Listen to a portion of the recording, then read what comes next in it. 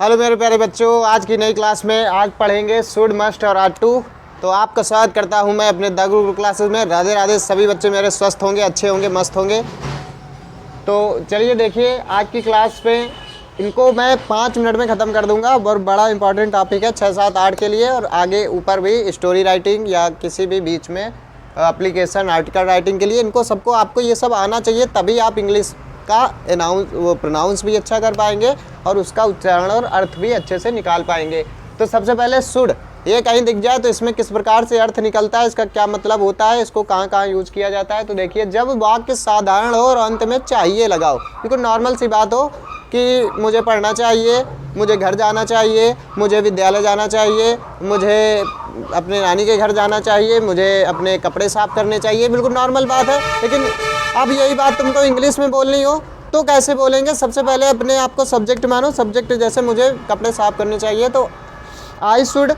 अब शुड मैंने कहाँ से लगा दिया? ये आपका नियम होता है कि सब्जेक्ट के बाद शुड, जब नॉर्मल बात हो फिर मेन वर्ब, फिर ऑब्जेक्ट। फिर देखो, सीता को बाजार जाना चाहिए तो हमने सीता की इंग्लिश सीता लिख दी।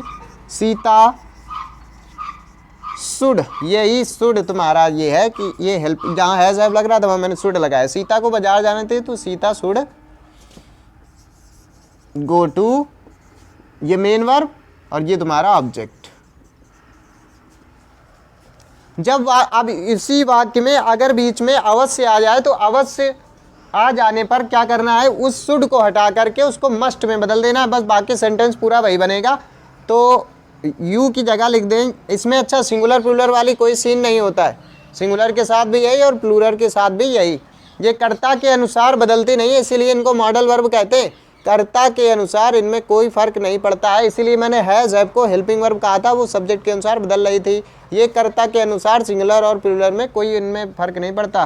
तुमको का मतलब यू अवश्य लगा है तो यू मस्ट, जाना चाहिए तो go to school, you must go to school, तुमको अवश्य जाना चाहिए। जब अवश्य की बात आ जाए तो मस्ट लगाएंगे किसी भी सेंटेंस में। इसके बाद और टू, जब अपने कर्तव्य, देश प्रेम, निष्ठा, आस्था की बात हो तो अब और टू लगाते हैं। हमें पानी बर्बाद नहीं करना चाहिए। पानी जब बच्चों नहीं बर्बाद करना चाहिए, इसका मतलब होता है हमारी कर्तव्य की बात है, हमें अपने बड़ों का सम्मान करना चाहिए, हमें अपने माता पिता का सम्मान करना चाहिए। इस प्रकार से ये हमारी कर्तव्य की बात हो गई। जब कर्तव्य की बात होती है, जैसे हमें अपने देश से प्रेम करना चाहिए, हमें अपने तिरंगे का सम्मान करना चाहिए, ये हमारी बात हो गई कर्तव्य की। तो जब कर्तव्य की बात होगी तो इसमें कुछ करना नहीं है, इस शुड के स्थान पर हमको आर टू लगा देना है बस। बाकी तीनों सेम होता है। सब्जेक्ट सबसे पहले इसकी इंग्लिश बनाए वी, इसकी जगह आप लगेगा और टू, जहाँ शुड लग रहा था चाहिए की इंग्लिश लगेगी और टू। जब भी कर्तव्य की बात हो, जहाँ तुमको नैतिक कर्तव्य पालन की बात हो, जैसे हमें दूसरों के अधिकारों का हनन नहीं करना चाहिए, यहाँ भी और टू लगेगा।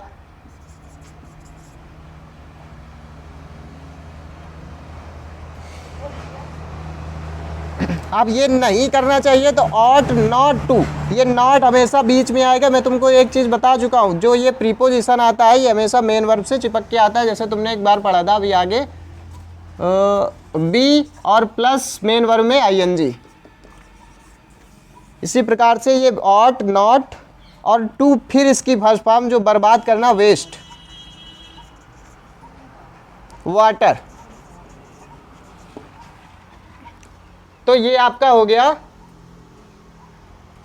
शुड का, मस्ट का और आर टू का। एक बार और देख लो, जब वाक्य में चाहिए दिया हो और साधारण बात हो कि हमें नहाना चाहिए, हमें कपड़े धोने चाहिए, तो उसमें साधारण वाक्यों में शुड लगा दिया। जब उसी वाक्य में बीच में अवश्य आ जाए तो हमने इंग्लिश बनाते समय अवश्य को हटाकर मस्ट लगा दिया। अब उसी को जब नैतिक कर्तव्य की बात हो, तुमको पढ़ के ऐसा लगे, अच्छा ये चीज़ें तुम्हारे सेंस के ऊपर काम करती है, तुमको पढ़ के ऐसा लग रहा हो कि हाँ हमारे नैतिक कर्तव्य की बात हो रही, तो तुम उसको हटा करके आर टू लगा दो, तुम्हारा सेंटेंस बन जाएगा और कहीं से गलत नहीं होगा। तो बच्चों बस आज क्लास को ख़त्म करते हैं, मिलते हैं कल एक नई क्लास के साथ।